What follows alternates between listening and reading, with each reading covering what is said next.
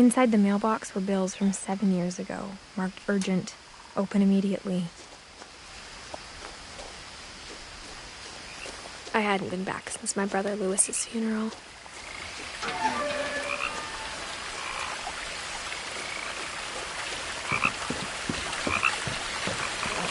In her will, my mother left me a key, but didn't tell me what it unlocked. Maybe she thought I'd know. Or she thought that the mystery would be enough to bring me back.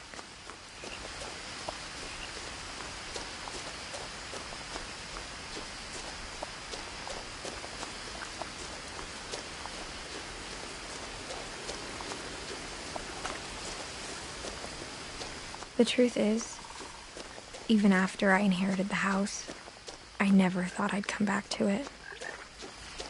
But now I had questions about my family that only the house knew the answers to.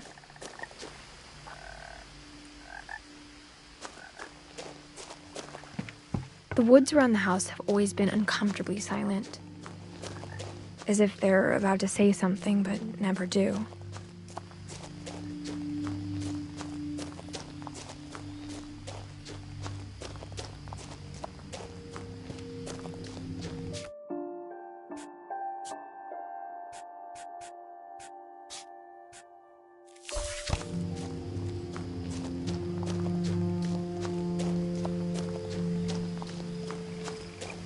The house was exactly like I remembered it, the way I'd been dreaming about it.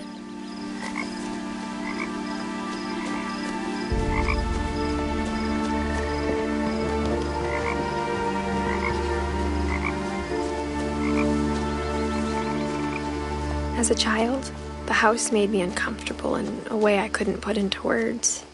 Now, as a 17-year-old, I knew exactly what those words were. I was afraid of the house.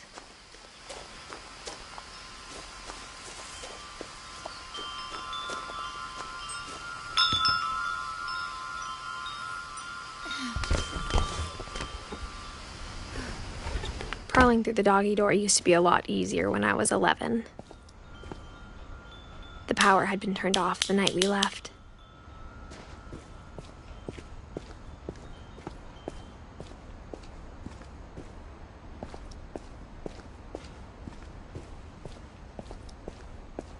For the first time in years, I felt like I was home. But instead of a family, there were just memories of one.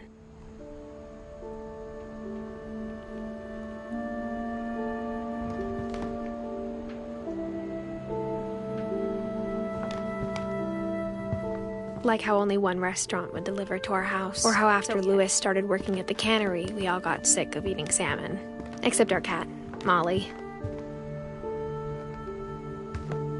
The table was still a wreck from the night we left.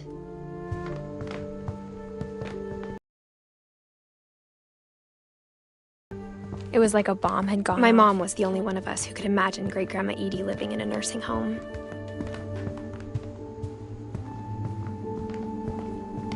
Nothing in the house looked abnormal. There was just too much of it, like a smile with too many teeth.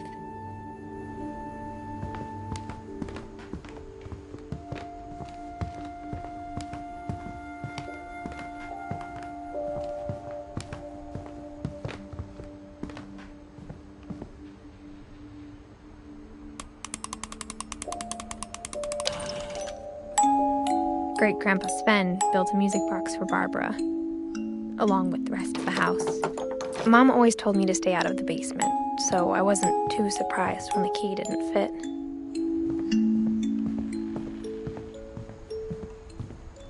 My mom wasn't much of an optimist, but she never stopped believing that my brother Milton was alive. A lot of things got left behind in the whirlwind of that last night.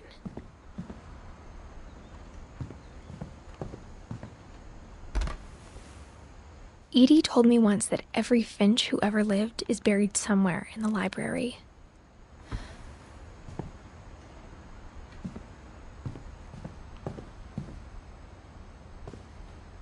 After Milton disappeared, Mom sealed up all the bedrooms. Then Edie retaliated and drilled peepholes. I spent a lot of time playing in Great Uncle Walter's room. Louis told me there were secret passages, but I never believed him.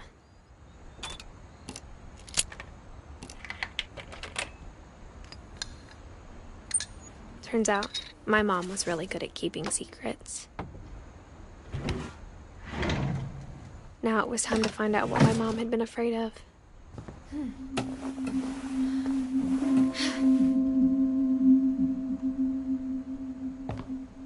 From the paintings on the wall, it was clear my brother Milton had been here before me.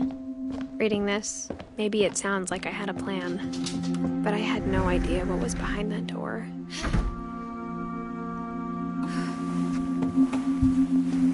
Just like I had no idea where all this was gonna lead. Molly's gerbil had a tiny bedroom with its own even tinier gerbil cage. I grew up looking at Molly's room through the peephole.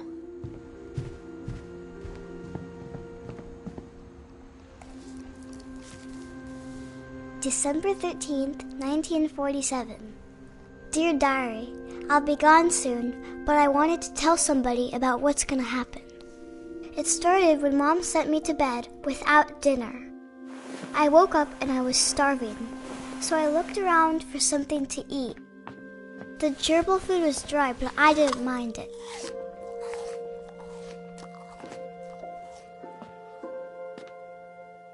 My Halloween candy was all gone.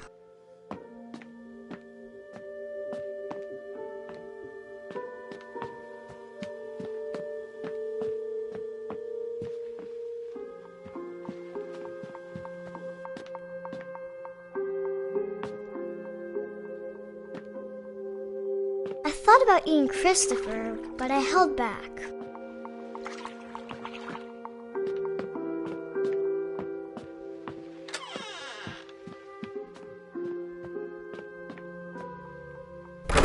Mom, can I come out now? Sweetheart, it's late. Go to sleep.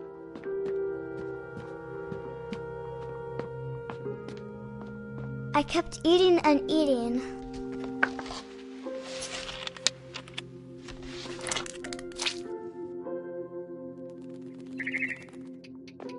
I ate a lot of things that night.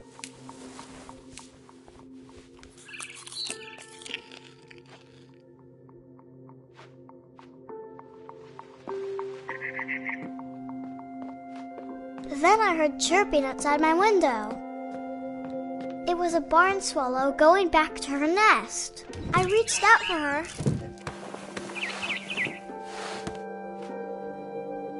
And suddenly,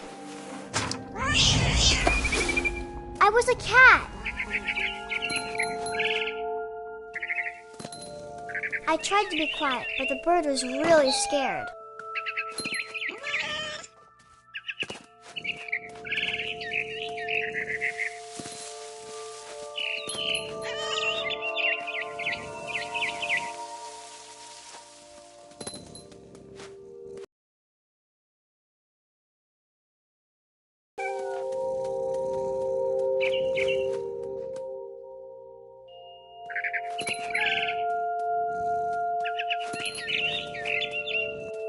I jumped and I almost got her. I could tell she was getting really tired. Now I was up in the big tree. I promised Dad I wouldn't climb it anymore. All I cared about was eating that mama bird. I gobbled her up. And suddenly, I was an owl. First, all I heard was the wind. Then I heard little teeth nibbling in the grass.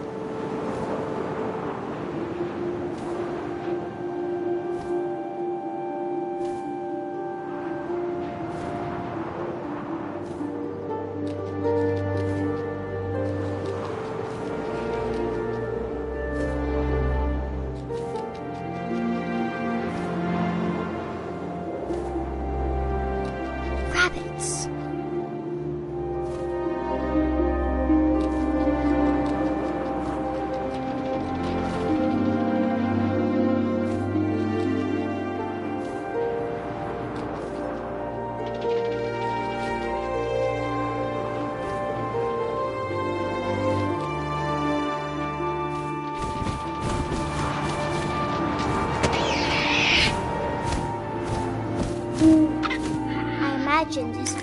looking up and seeing mine through my talons.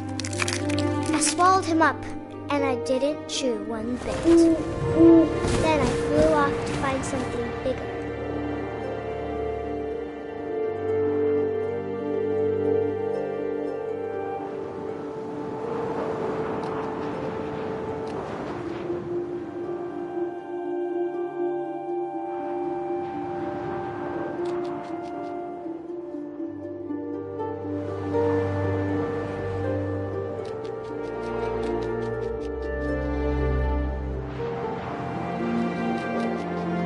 A mama rabbit.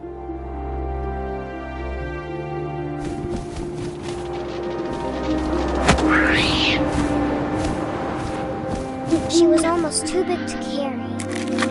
I started choking, but I couldn't stop eating. And suddenly, I was a shark.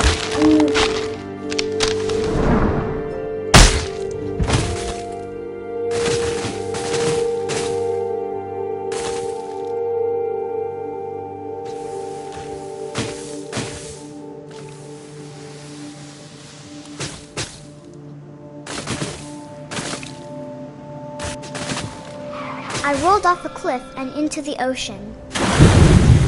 Now, I was hungrier than ever.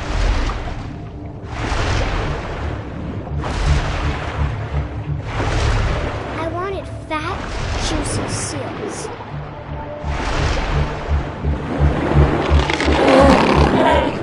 I tore off her flipper, and it tasted really good.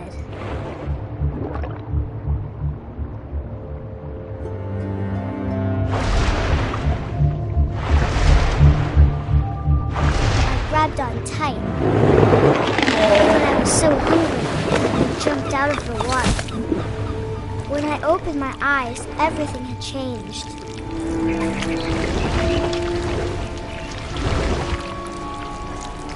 Now I was a monster, and I smelled people everywhere.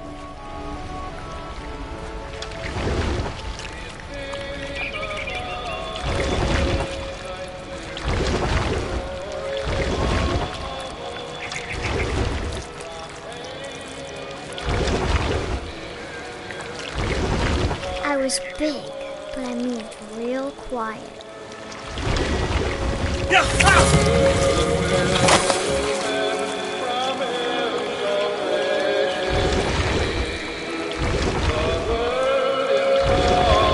I wanted to stop it, but also I didn't.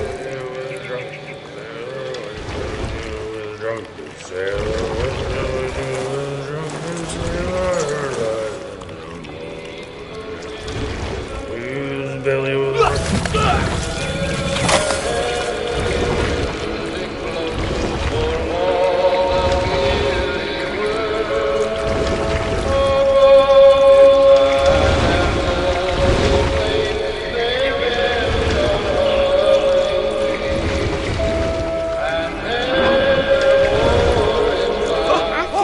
passenger, I was still hungry.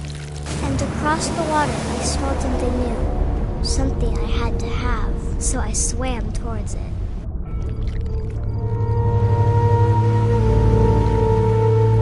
I slithered onto the sand, and the good smell went into an old pipe.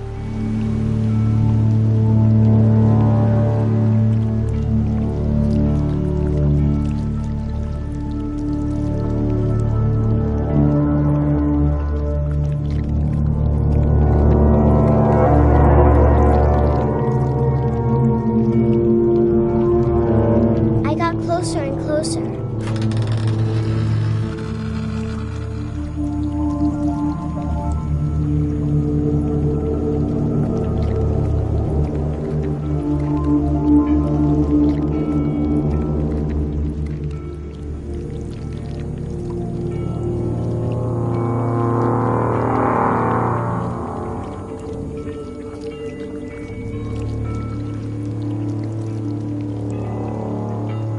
All my stomach started growling. And suddenly, I was me again. I held my breath for a long time, but I couldn't hear anything. I think it's waiting for me to fall asleep. But it's not going to wait much needs to be, and we both know I will be delicious.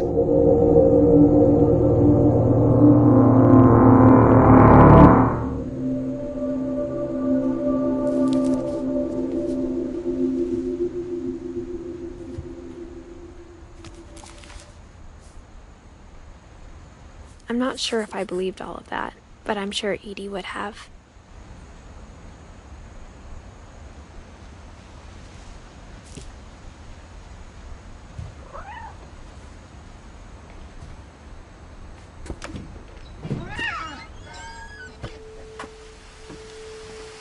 This will be obvious later, but my mom never told me any of these stories. Edie would have, but Mom didn't like bringing up the past. Though, when we adopted a stray kitten, she was the one who named it Molly. I spent a lot of time in Great-Grandma Edie's room. Even in her 90s. Sometimes Edie seemed a lot younger than my mother. Edie gave a big interview about a mole man living under the Finch house. My mom was furious. Louis died a week before we left, but Edie had already started to memorialize him. Her room was like a museum. For 500 years, the Finches have been famous throughout Norway for their fortune and misfortune. Odin Finch buries the latest victims of the family curse, his wife Ingeborg and their newborn son. On January 7th, 1937, he set 40-foot waves off the coast of Washington. Odin's daughter Edie, with husband Sven and baby Molly, step ashore on their new home. Odin Finch is the first to be buried in the new family. His daughter Edie is already dreaming of a new Finch house.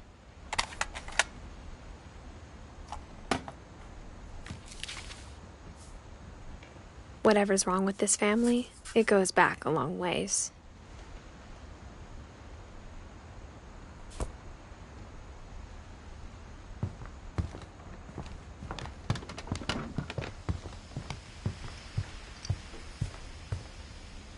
When Edie told people Sven was killed by a dragon, she could also have said he was building a dragon-shaped slide that collapsed.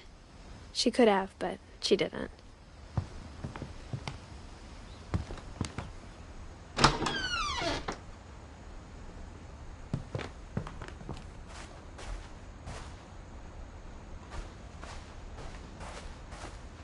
The only trace Grandpa Sam's first wife, Kay, left on the house was the pink bathroom.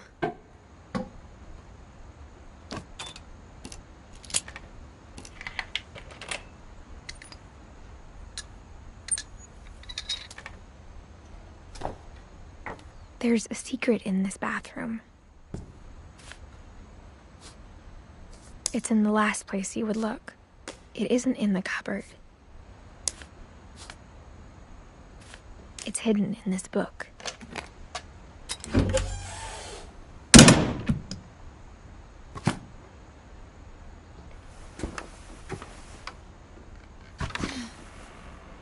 Sven gave Sam an old camera he'd refurbished. He never put it down.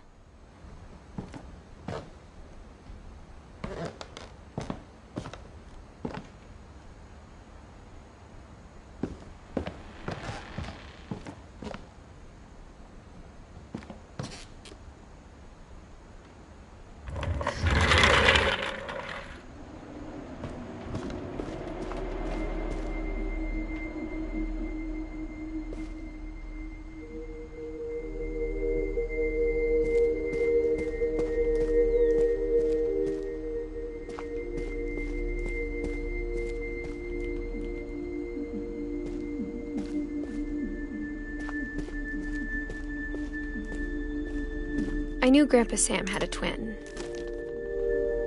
and that he never talked about him.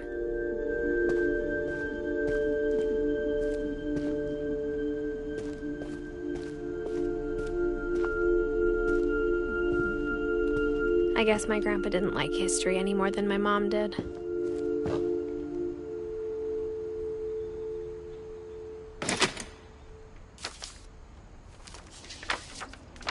How I Want to Remember My Brother by Sam Finch. The thing I remember is that when he made up his mind, that was it. My brother said he'd die before he ate another mushroom. And he did.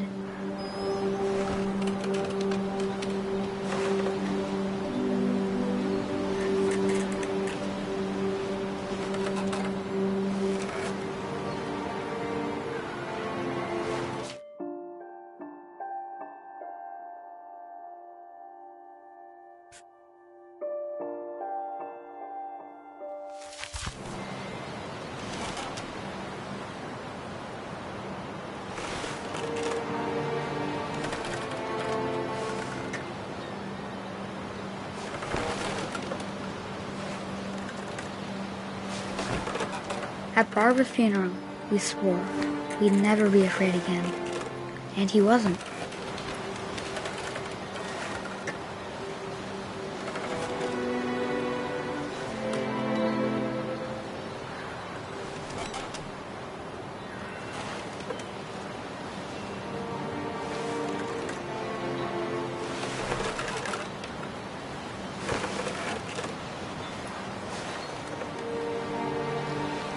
I think Calvin always wanted to fly.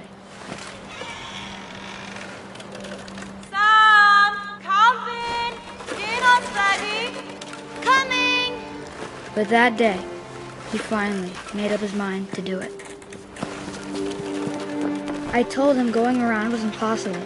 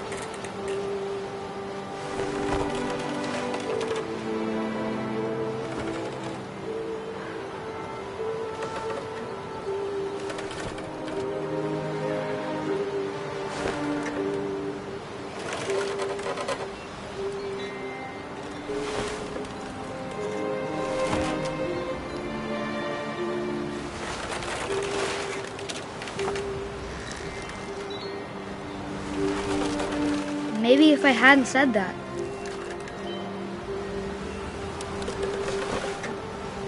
Calvin! I'm not gonna tell you again!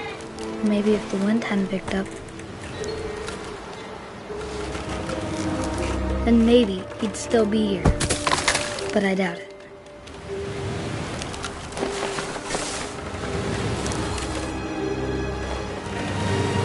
I think he'd already made up his mind.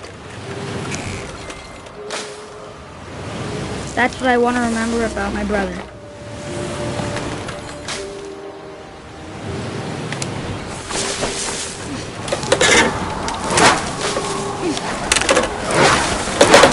The day he made up his mind to fly. And he did.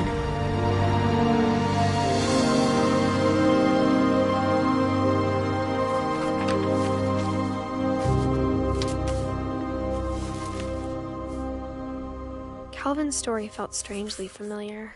When I was younger, I remember trying to do the exact same thing.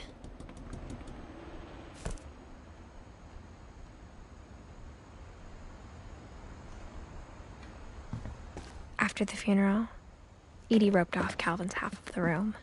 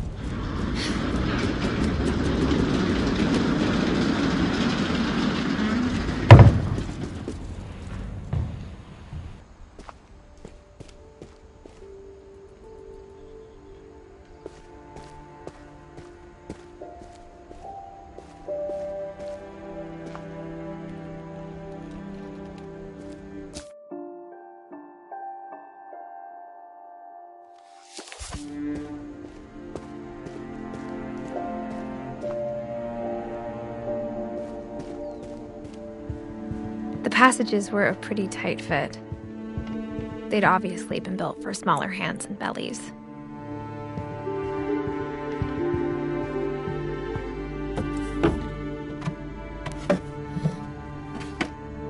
Growing up, I always thought of Barbara as a child star. I never thought about how hard it must have been for her afterwards.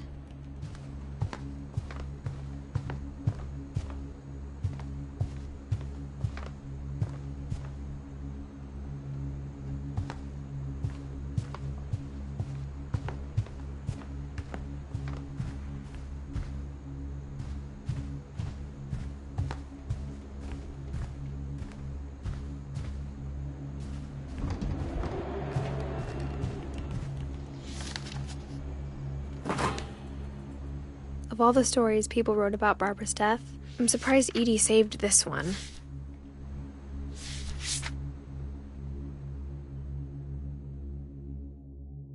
Old Jack here with another ghastly tale inspired by America's most unfortunate family.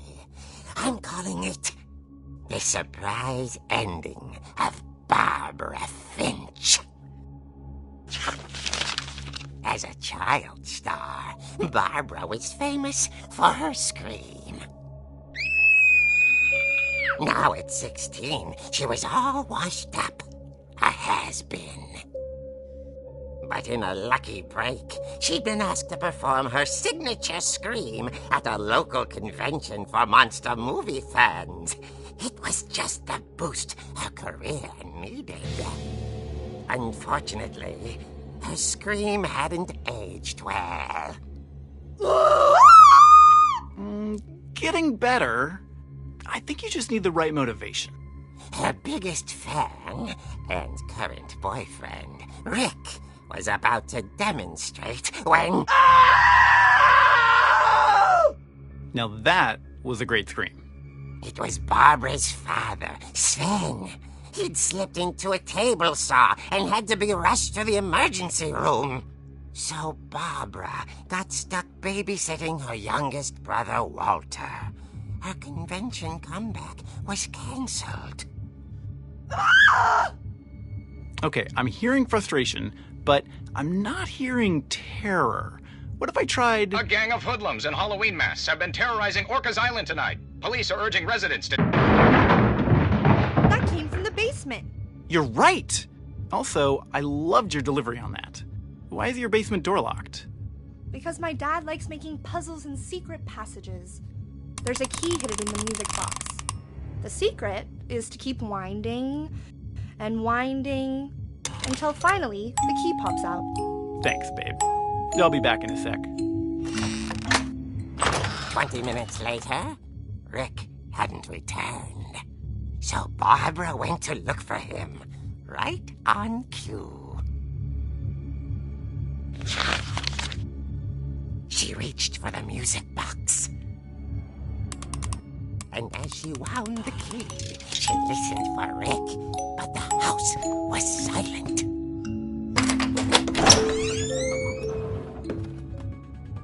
Rick? She found Rick's crutch and imagined the worst.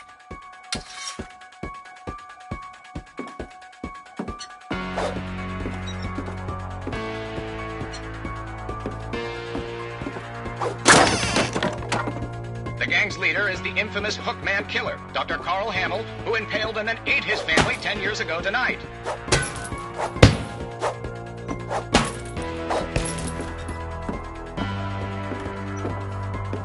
The old fridge rattled and grew still. Oh dear!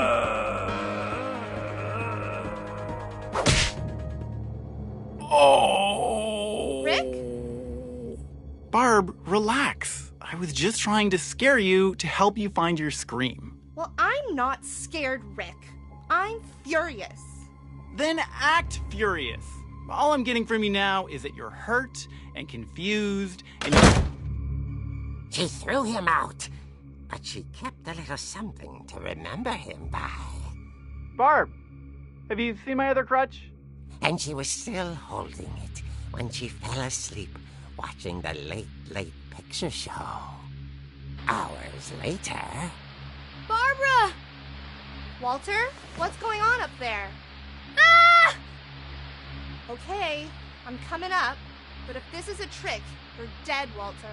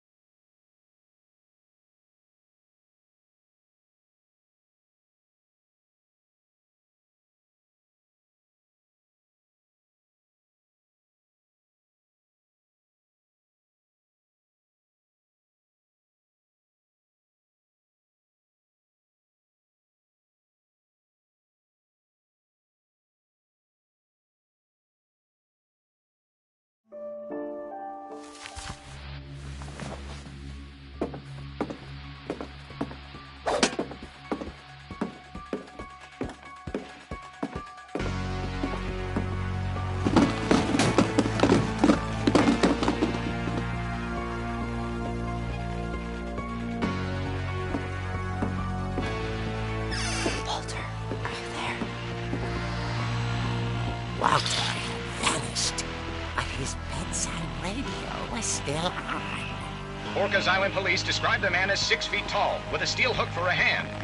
Residents are urged to lock all doors and windows and notify the police of any suspicious activity.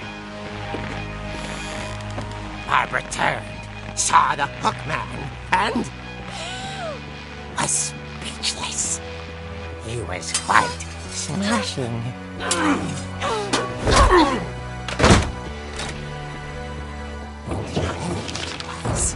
He couldn't get enough of Barbara. Okay, Barbara, there's gotta be another way out of here. Not. She played her part beautifully.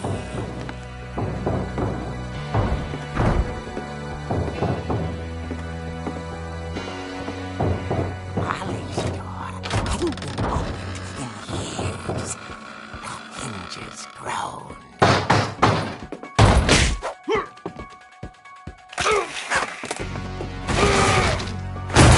He wasn't moving, but she sensed the story might not be over yet.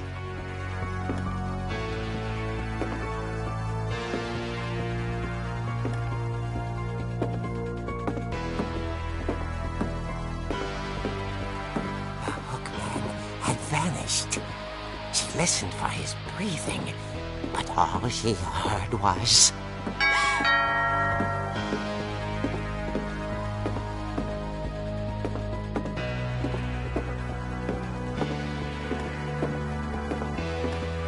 At the door, she heard whispering. It was coming from inside the house.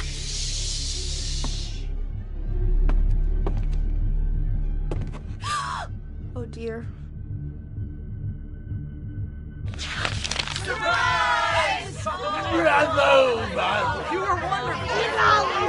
monsters had come to surprise her.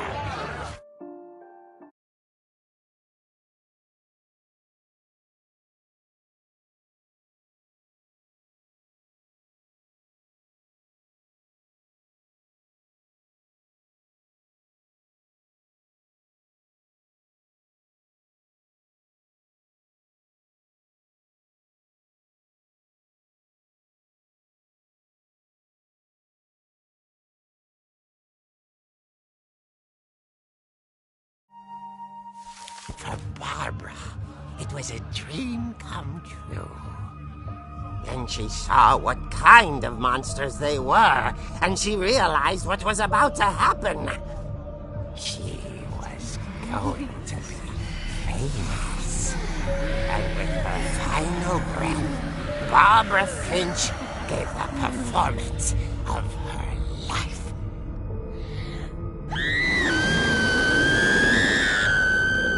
I wasn't there myself, but I hear Barbara was magnificent. Poor girl. She had a taste for stardom. But unfortunately, so did her fans. Of course, the police blamed it all on poor Rick, who disappeared the same night. And little Walter, hiding under his bed the whole time. He took it all pretty hard, but that's another story. As for Barbara, tucked inside the music box was all they ever found of her. Her ear. Now that's what I call a real eerie tale.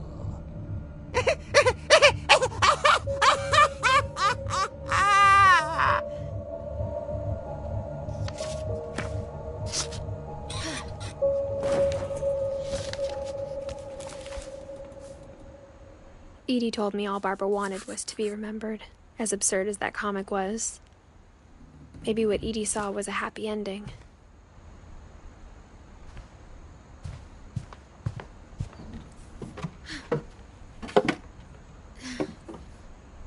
I guess now I know why Mom didn't like me playing with the music box.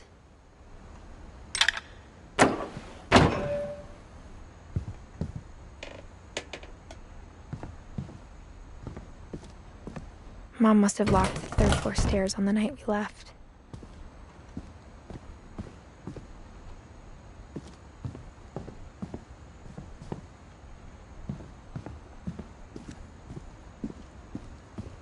Whenever people ask me about my family, the first thing they always want to know about is Barbara.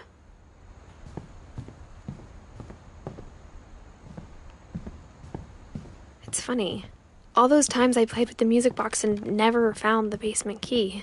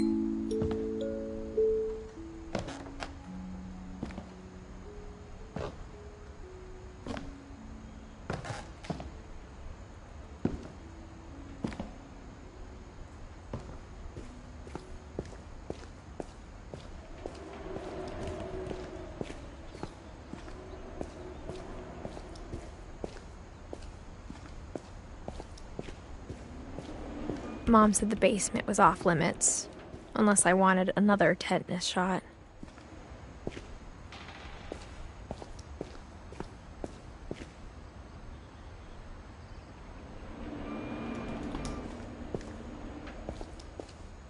I saw Edie sneak down to the basement once, carrying packages. I thought maybe she was hiding presents.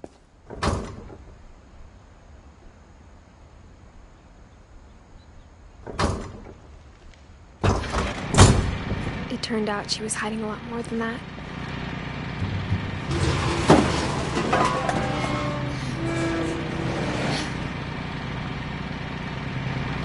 I remember asking Mom once about where Walter had gone. She said after Barbara died, he got as far away as he could. If there's a pattern in all these stories, I think it's that none of us has gotten very far.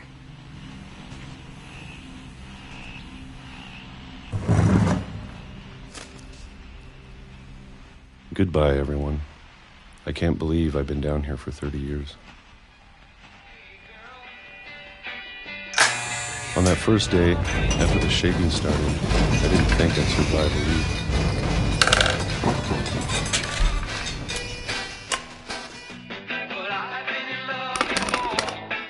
But after a few days, I settled into a routine. That's what kept me sane. Having a schedule, living for today. I always expected to be dead tomorrow. But if you wait long enough, you get used to anything.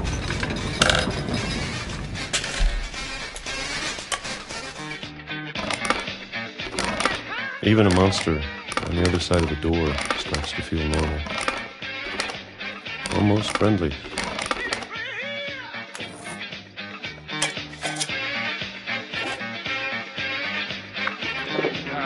And then one day, everything just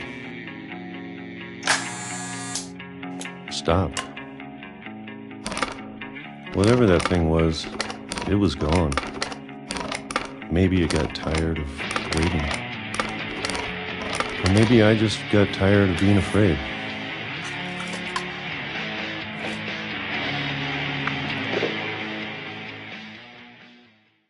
It's been a week now, the longest in 30 years. I'm done waiting. I have to leave while I still can.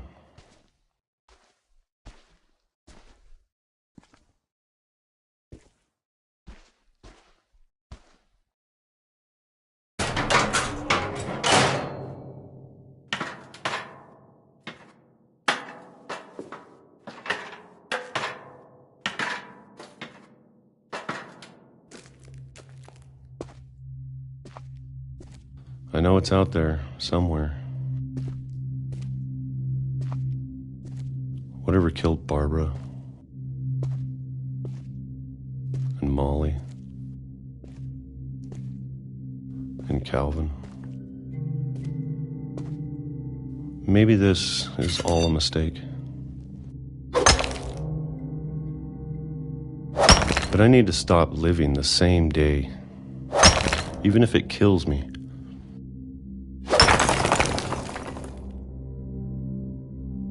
Whatever's out there, I want you to know I'm ready for it. I'm going to appreciate all of it, especially the food. I don't mind if I only have a year left,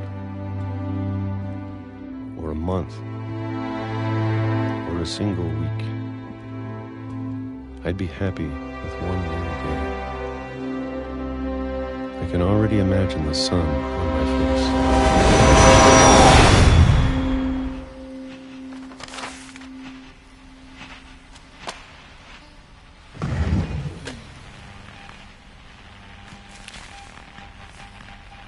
Walter died when I was 6. I can't believe my mom never told me he was down here. I'm sure my mom was trying to protect me.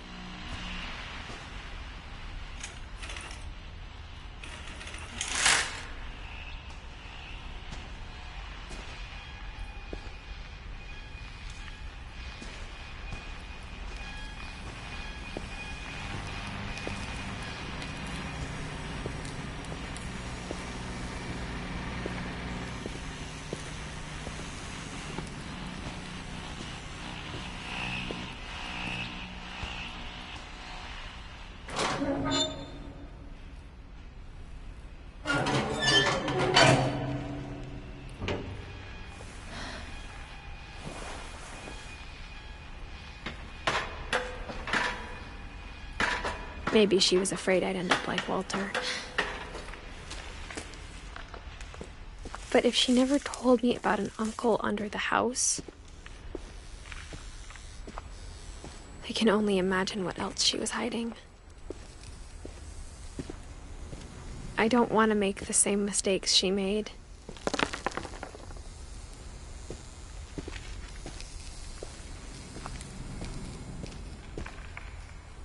Trying to bury something that's still alive.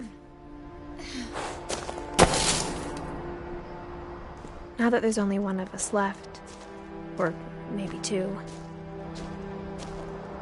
I thought it was time I heard the stories for myself and found out what happened to everyone else. But now I'm worried the stories themselves might be the problem. Maybe we believed so much in a family curse, we made it real.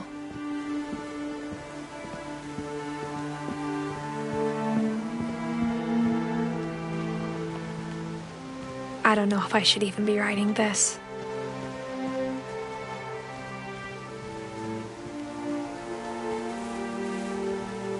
Maybe it'd be better if all this just died with me.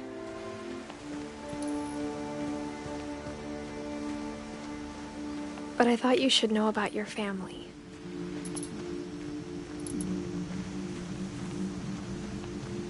And the history you're a part of.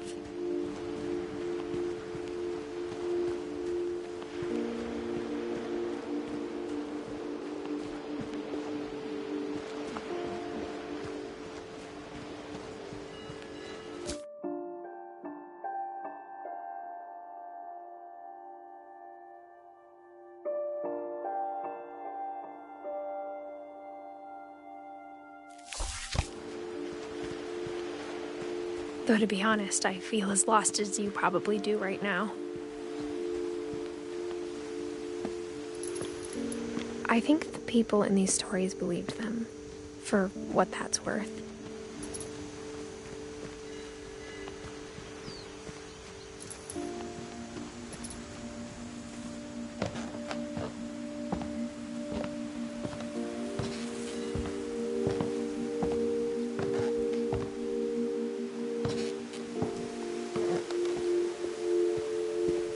Look at the house. That history of imagination and stubbornness and madness. Any of it seems possible.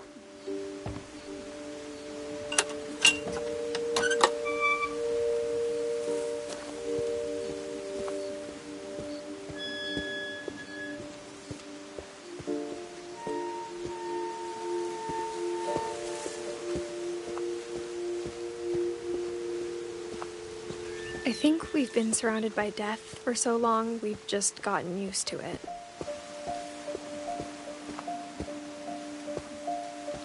What kind of family finishes building a cemetery before starting the house?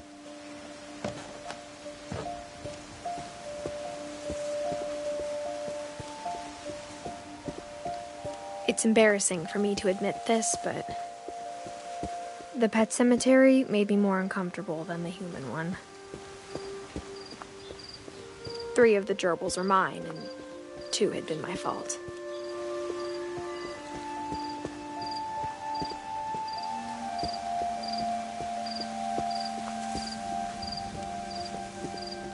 Sven built the house, but it was Edie who designed the cemetery.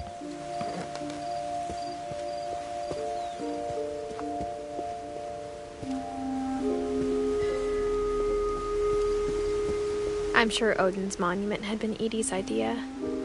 My mom was always trying to move on, but for Edie, the past never went away.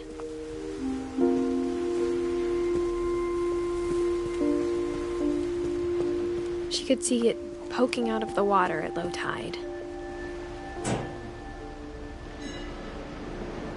Edie said she dreamed about the old house every night.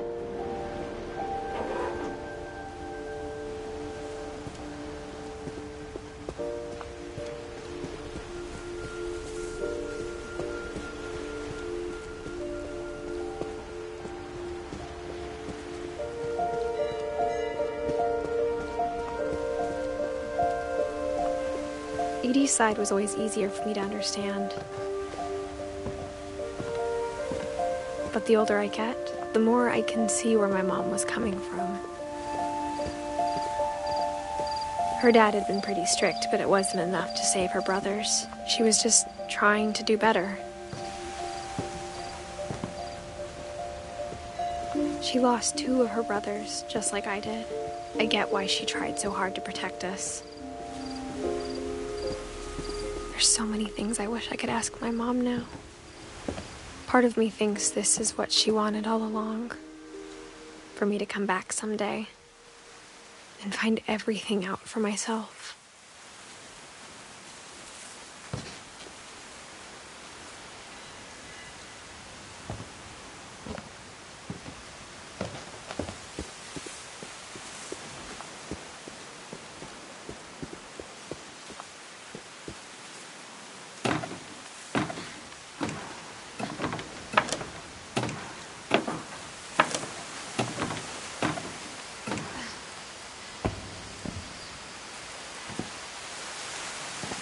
But looking back on it now, if she told me there was going to be so much climbing, I never would have come when I was 22 weeks pregnant.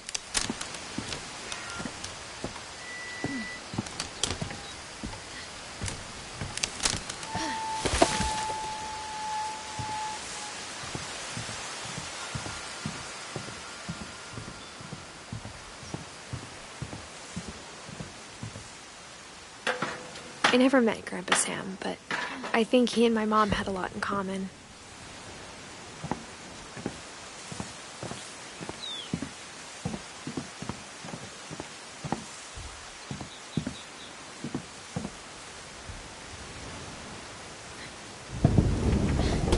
They were both pretty intense.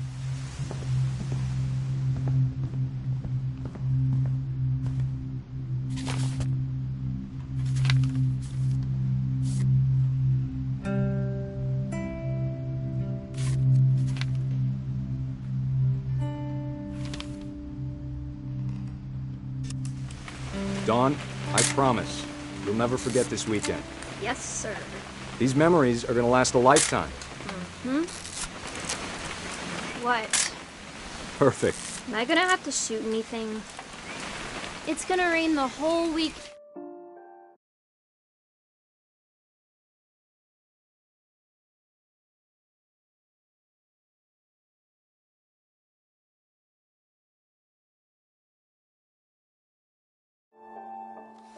End, isn't it?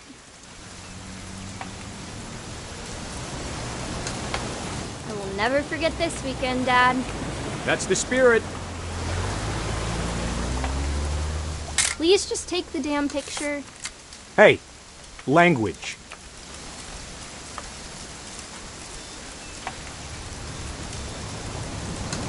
Smile, Dawn.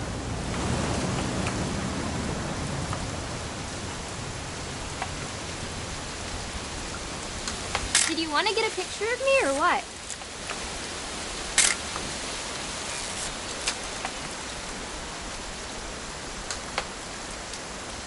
Come on already.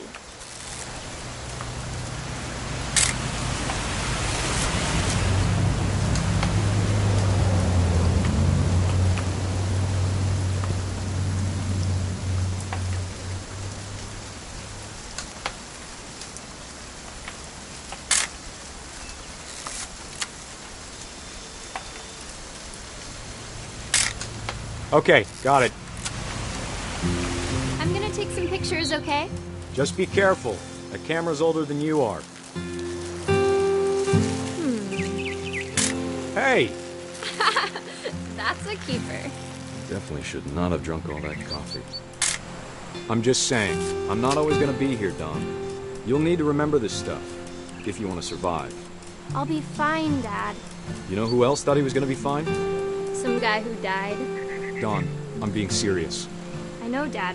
You're always serious. Doesn't being out here make you want to chill out? To tell you the truth, I haven't been out here in 20 years.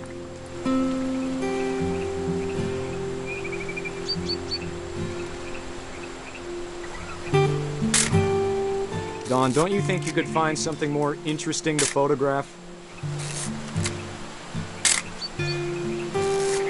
Last time I was with my brother Calvin. You don't need to waste any more film on me, kiddo.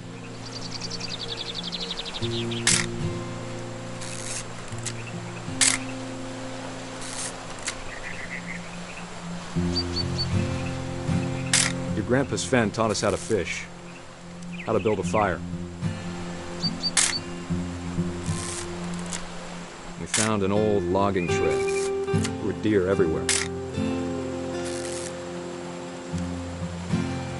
I bet if I could remember where that trail was, we'd spot a buck for you in no time.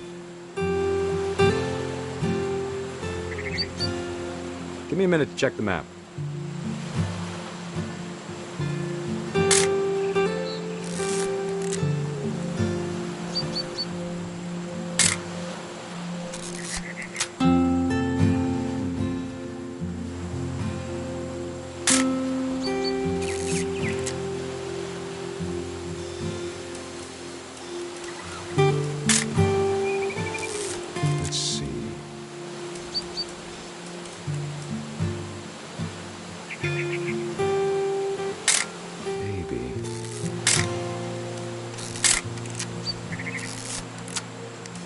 Or was it?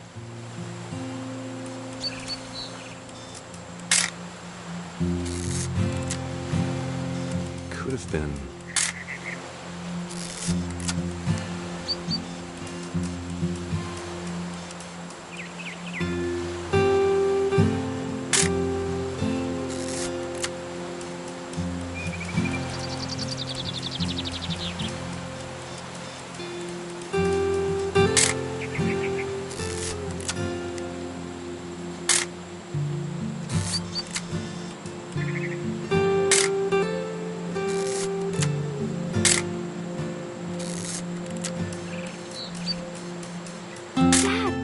Good eyes, Dawn.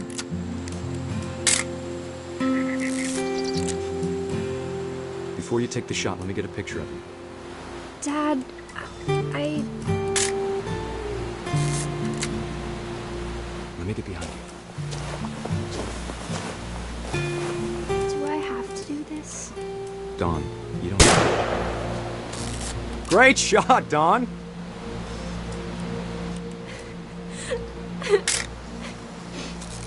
I'm proud of you, Dawn. Always remember that, okay?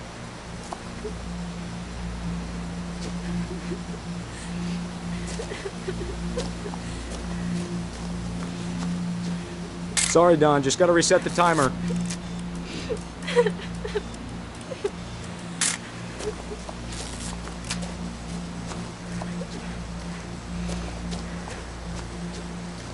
Dad, it's twitching. I think That's it's totally normal, Dawn. Just focus on the camera. Try not to think about... Dad!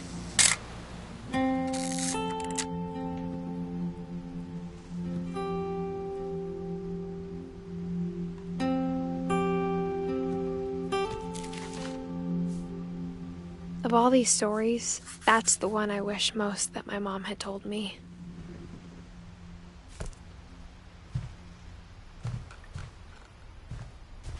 Sam spent his life shooting photos, but Mom said he got nervous being in front of the camera. I guess we're all afraid of something.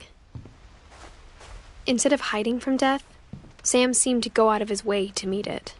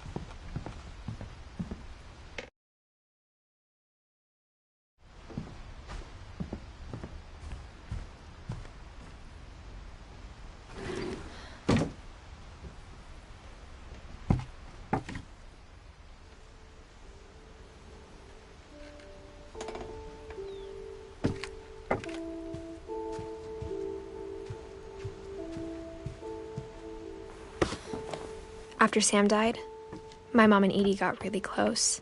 They'd both lost a lot.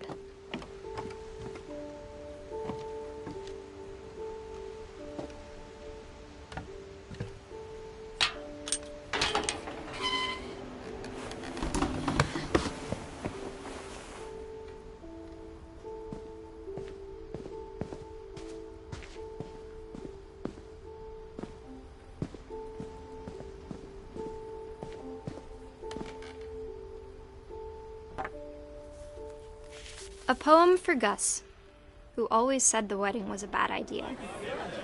Our father never hit us kids, at least not very hard, before the day my brother said with teenage disregard that he'd be dead before he'd see a wedding in our yard.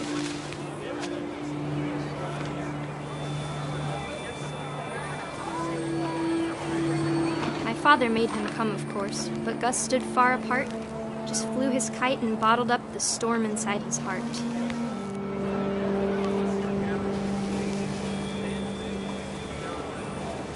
I tried to talk him out of it, but though he'd never met her, we don't need a stepmom, were the words that I now pronounce you husband and wife. Make him cry.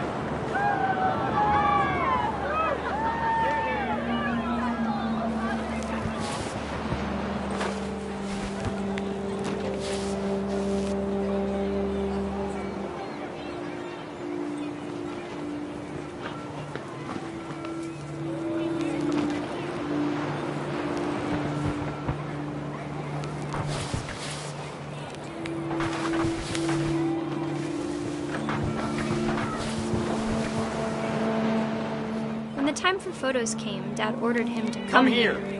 But Gus declined and as a sign held up his middle finger.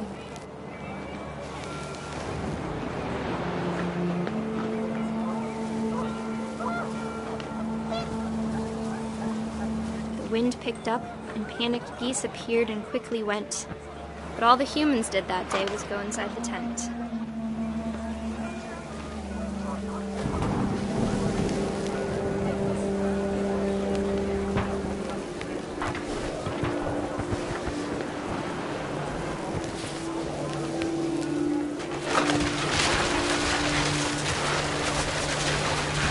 The rain came down in buckets then, but no one seemed afraid that nature might destroy the tent our dad had crudely made.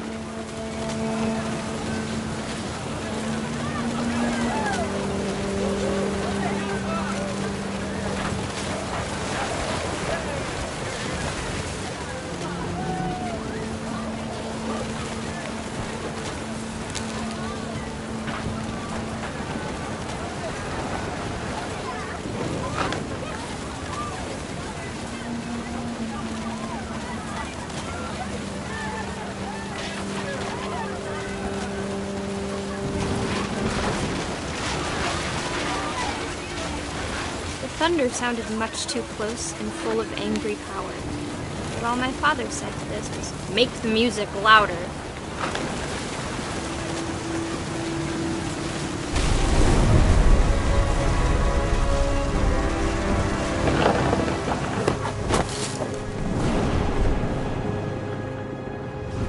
I wish that I could truly say I thought about you on that day. Out there on the beach alone, just you, the wind, the sea, and foam. But I didn't. Until we found you.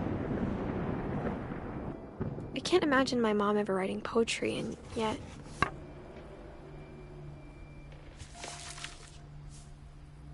She never talked about him, but Mom told me once if I was a boy, they were going to name me Gus.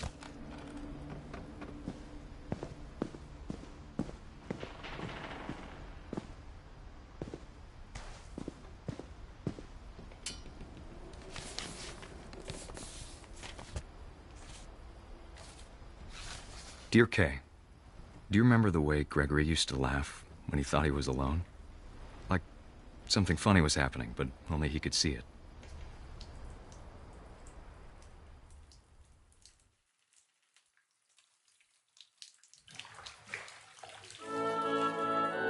I think he saw things the rest of us don't.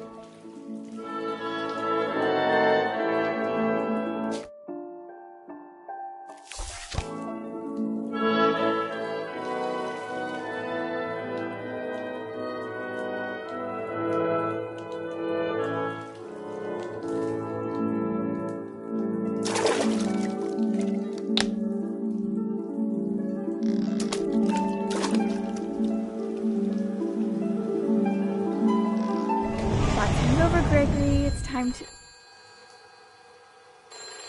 Hold on, sweetie. Hello? Sam, I told you I don't want to talk right now.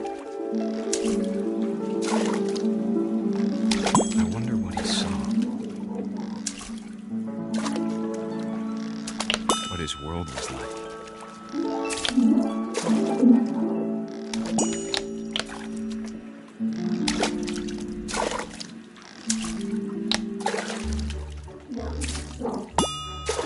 Reminded me so much of Calvin. Lost in his imagination.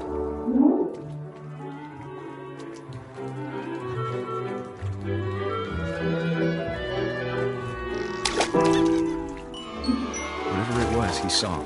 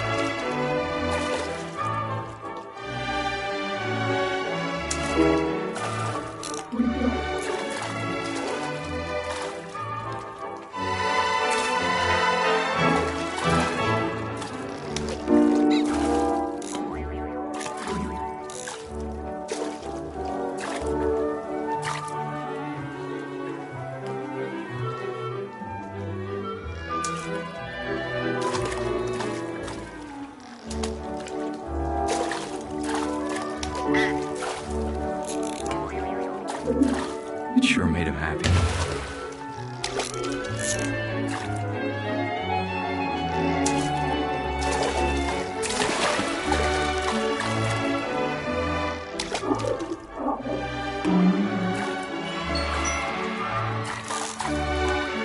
I know how silly it sounds.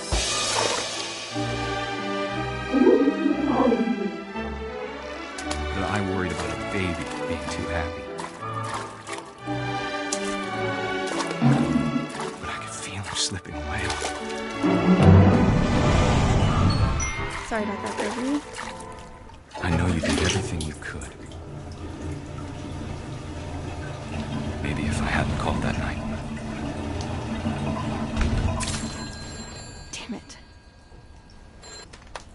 Hold on, I don't want Gregory to hear this.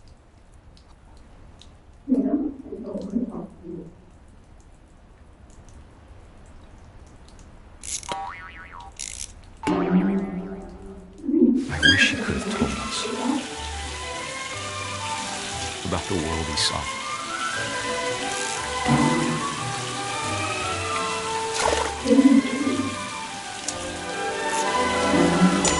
There's so much I don't understand about Gregory, about everything.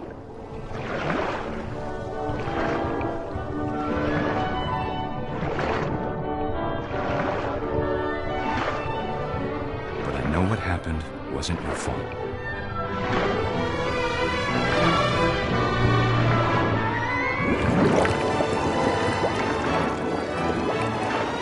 I'm sure he's happy. And he'd want you to be happy too. Good luck, Kay. Love, Sam.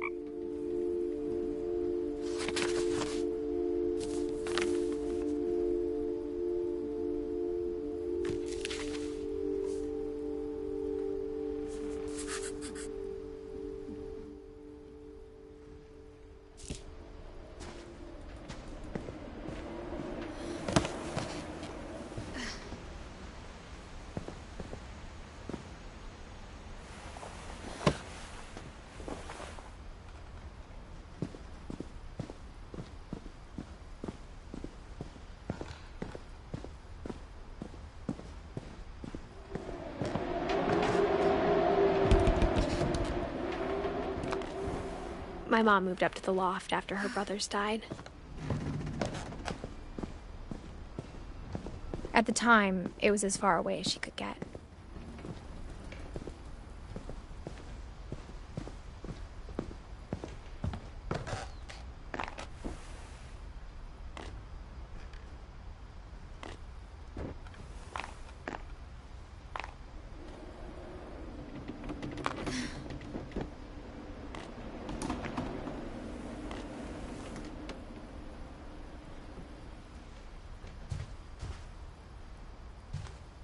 Religion was another thing my mom never talked about, but I think it helped her a lot after her dad died.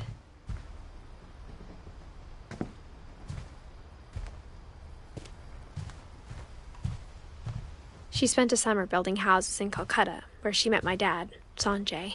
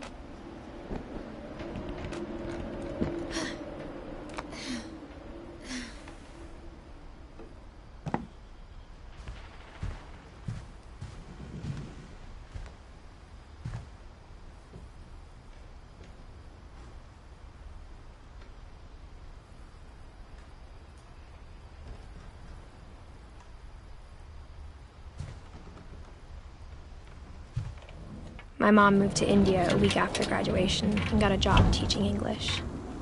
Louis was born a year later.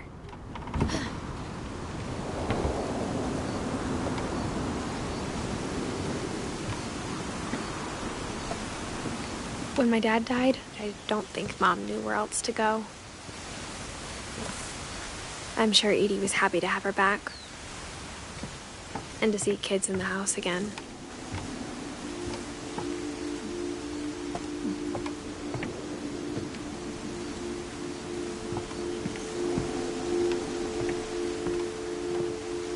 The house had to get a little bigger, but Edie was used to that.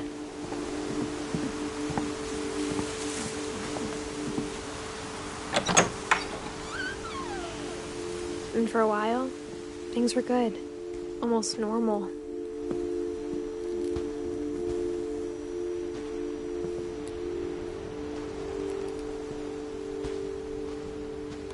But it didn't last.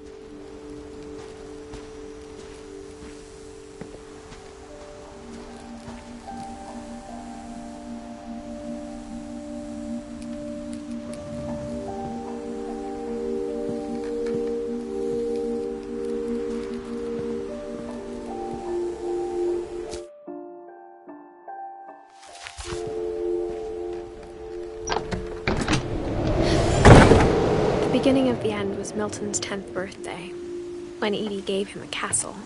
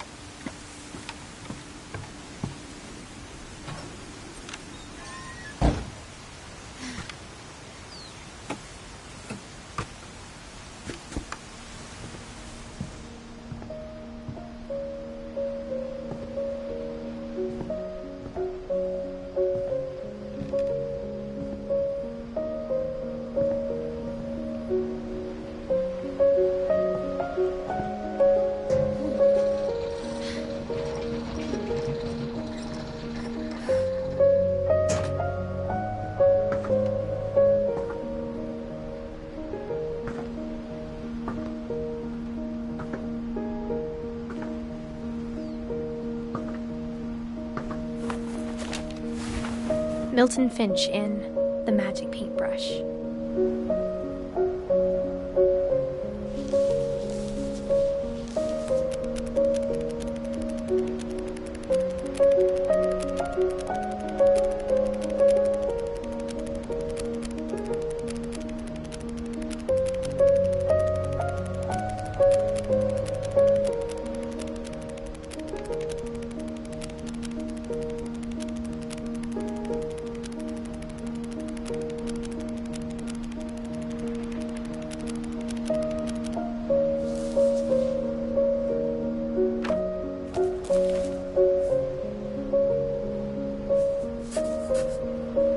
was 4 when Milton disappeared.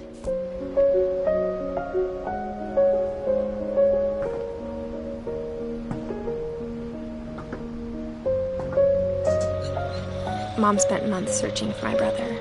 Then she sealed the doors.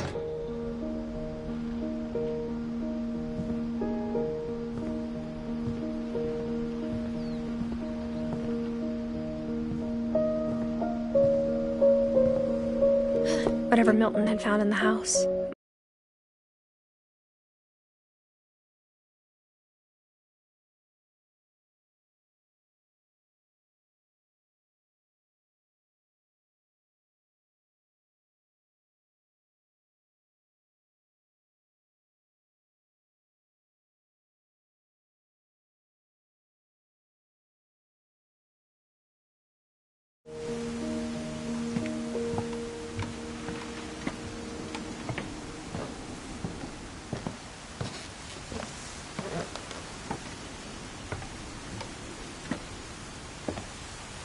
Mom definitely blamed Edie, but I think Louis blamed himself. After he graduated, he just spent more and more time in his room, until Mom got him a job at the cannery.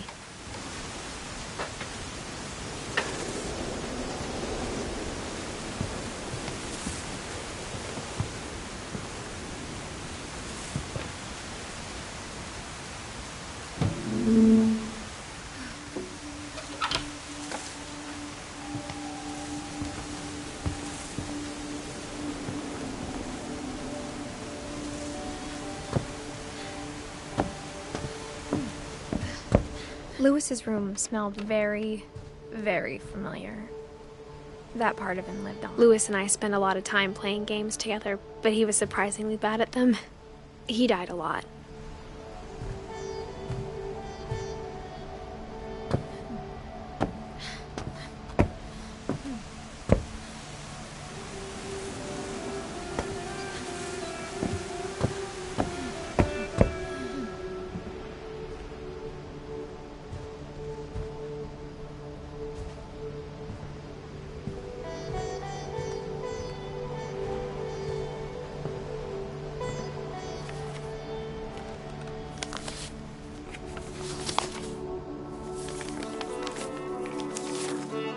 Dear Mrs. Finch, as Louis's psychiatrist, I can understand your desire for an explanation.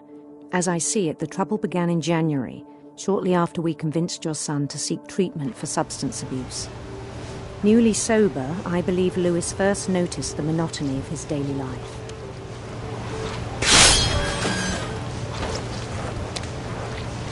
He kept working at the cannery,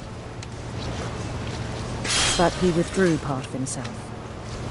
In our sessions, I saw the same behavior. His mind began to wander.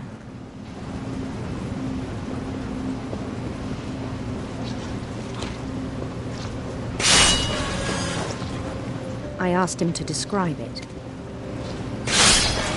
He said he started small.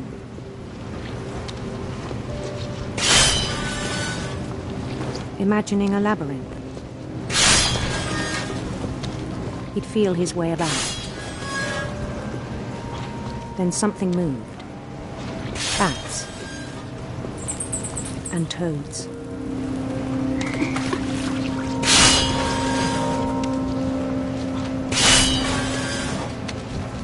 And things that have not names.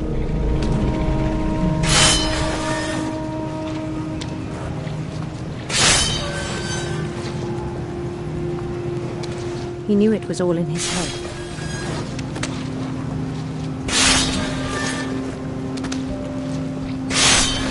But he took it very seriously. I had hoped he'd find himself.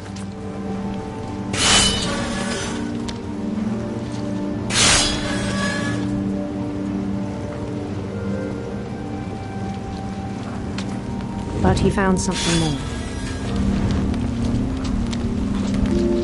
I worried about him then. Daydreaming at the cannery, I spoke with his boss. But he said Louis had become a model employee. Methodical, tireless, focused. Like a whole new Lewis. So I let him go on.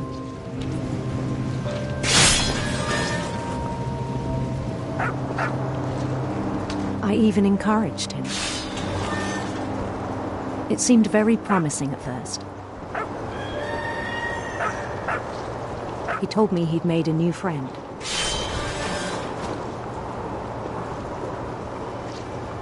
On the edge of a city he named Lewis Topia. He built the city up slowly, brick by brick. Then he made musicians.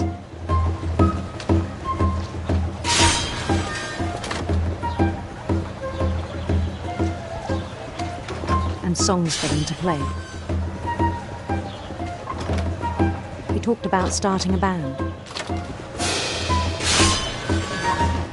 And he was always humming something. Every day his imagination grew stronger.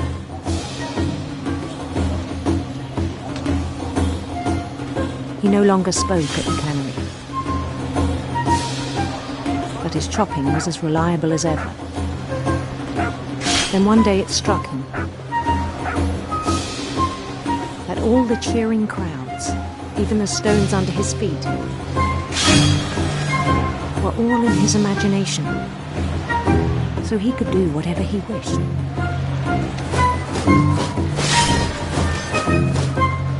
He held an election for mayor, and he won. They begged him to stay, but his mind was already wandering. It became a game for him.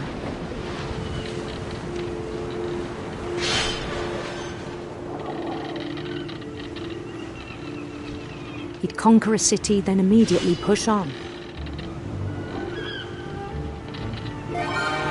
New Louisville. St. Louis. He started drifting away from our reality.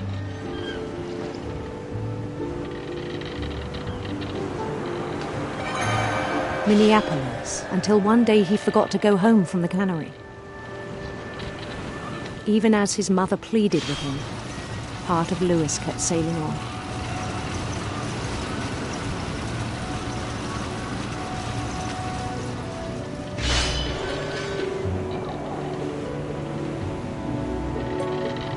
In Lewisburg, he heard rumors of a handsome queen.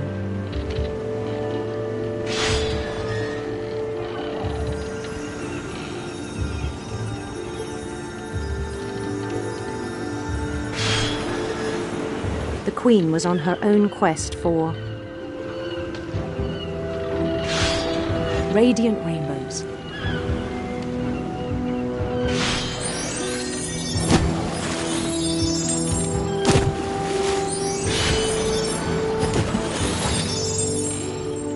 He followed the sound of her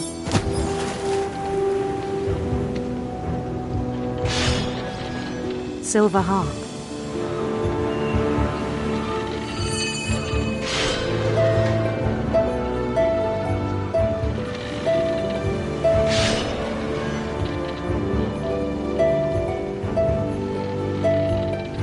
His chase led him to a golden palace east of the sun and west of the moon.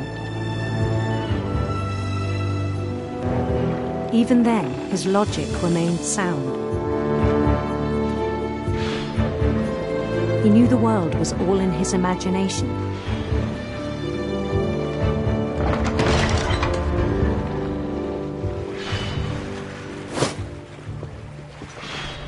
But he was so proud of having created it. In his own eyes, he'd become something greater than a king.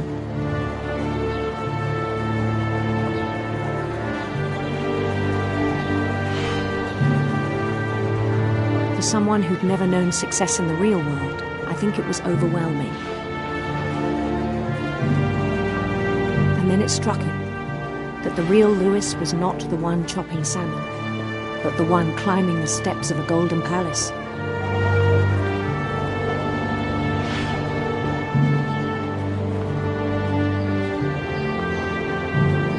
My imagination is as real as my body, he told me. It was hard to argue with him.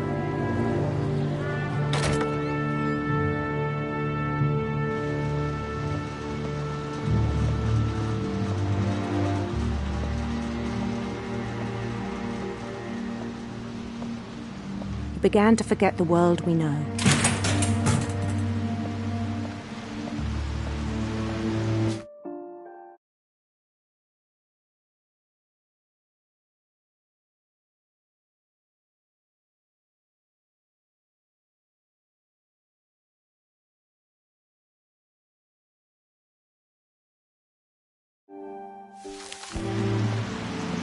I think it pained him to remember Louis, the cannery worker.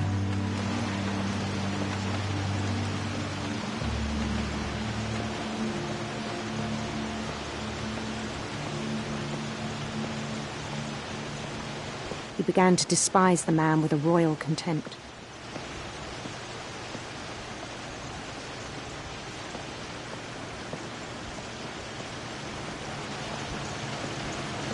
I still thought I could save him.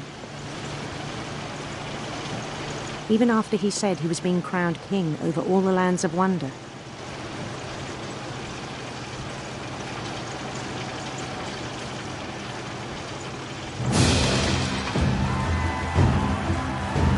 The palace would be packed with his companions.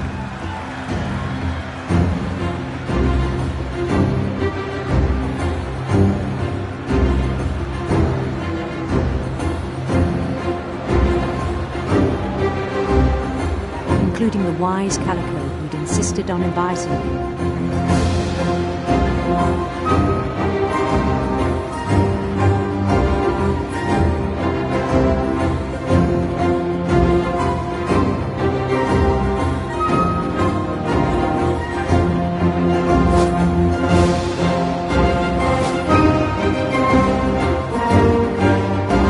His queen waited, holding his crown.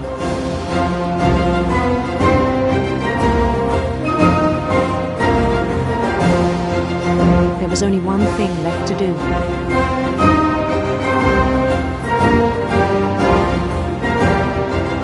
Bend down his head.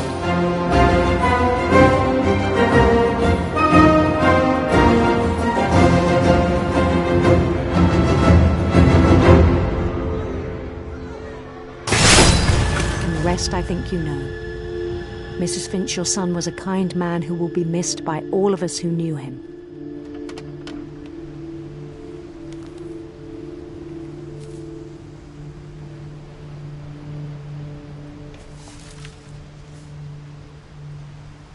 My brother was really cool. I wish you could have met him.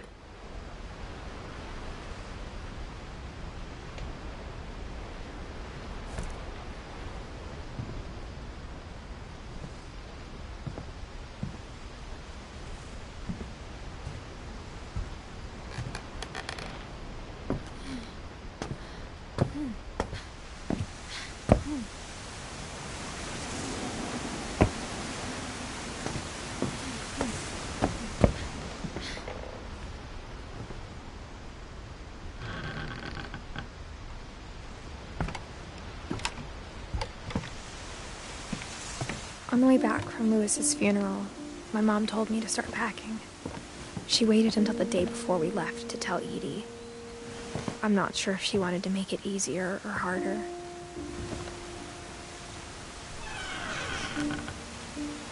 I wish we'd stayed. But I understand why we left.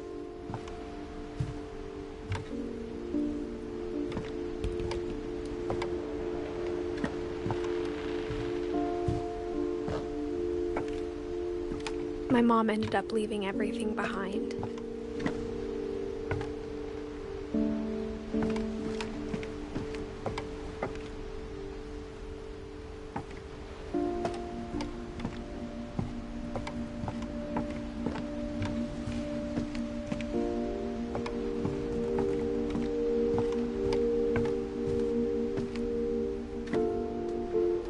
What happened that night had been coming for a long time. Maybe it should have come sooner.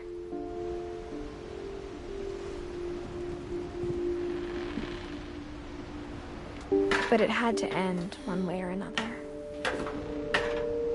All that's left now is to tell you about that last night.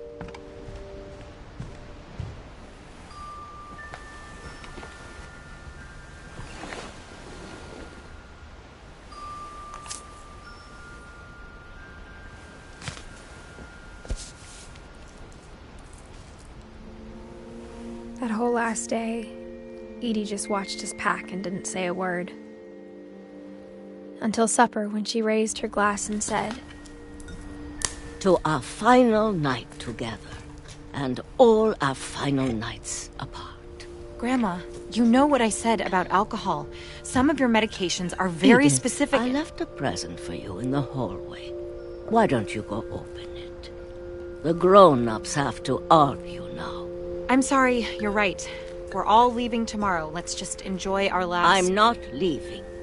Edith, you're excused.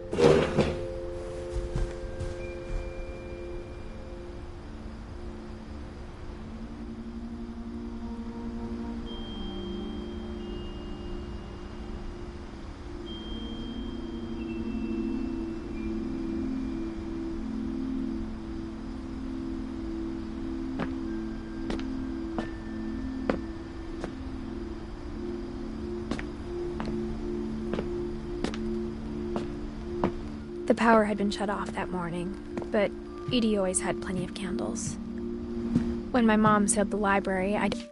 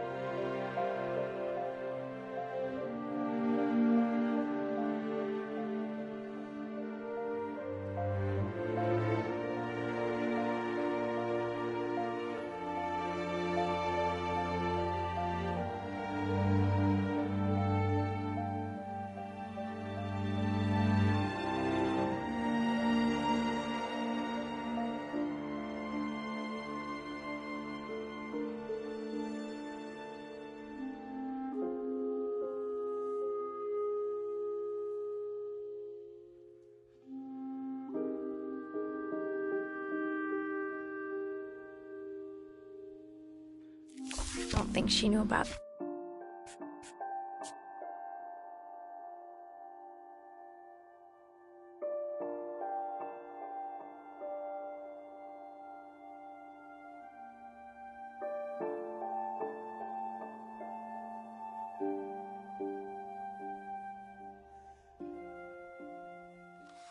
The other entrance.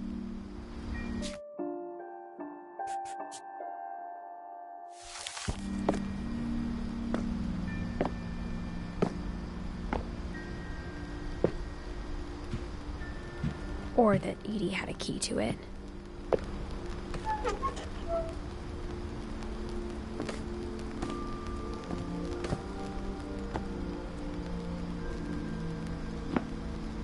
That thing you're afraid of isn't going to end when you leave the house.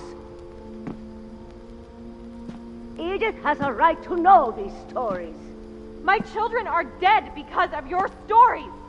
I think it's best if Edith and I leave tonight. We'll have the nursing home send a van for you in the morning. Okay?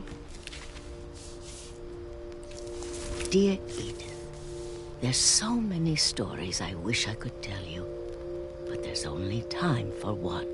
This is about what happened on the night you were born. That night, the tide went way It was the first and last time I ever saw the old house aground. There'd been an earthquake out in the middle of the ocean. They called it the lowest tide in 1,000 years. God, it smelled awful.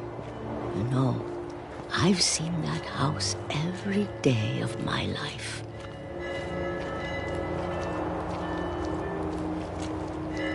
But I never thought I'd go back to it. When the fog rolled in, I lost my way.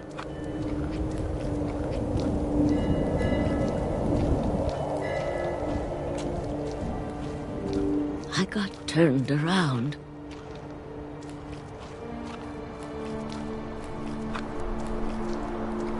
I started seeing things.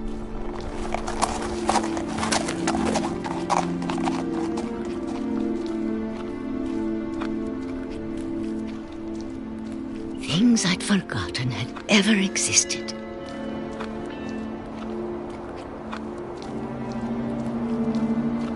But when I saw them, they felt like old friends.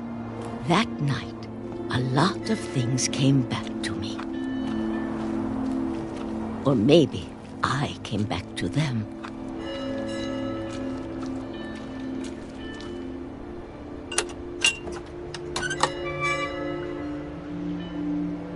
Things I can't explain, but that I need you to try and... Edith, what are you doing in here? It's mine. Edith! Mom, you're gonna rip it! Let go! I kicked and screamed, but Mom dragged me to the car. I never saw Great-Grandma Edie again. The next morning, the band came to pick her up, but she was already gone. After that, we moved around a lot.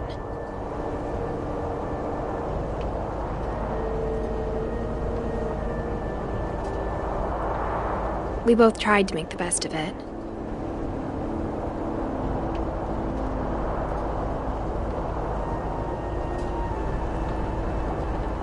A few years went by.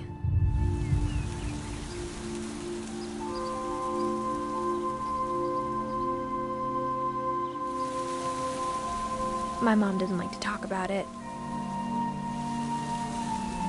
but she started getting sick a lot.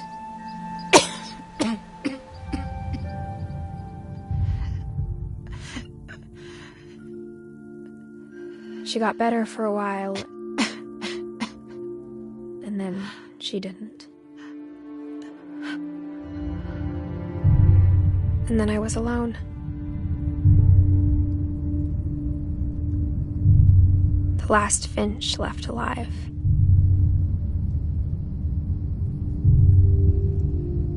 Until I found out about you. I'm still not sure what to tell you about all this.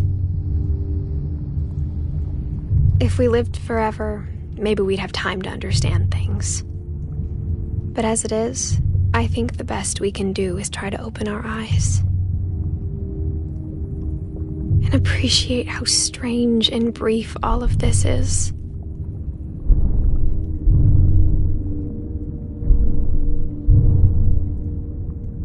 This journal was supposed to be for you, but now I hope you'll never see it. I just want to meet you and tell you all these stories myself. But I guess if you're reading this now, things didn't work out that way.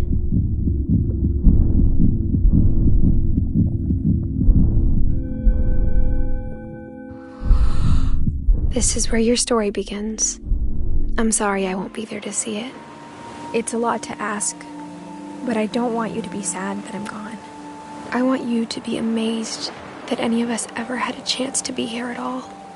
Good luck.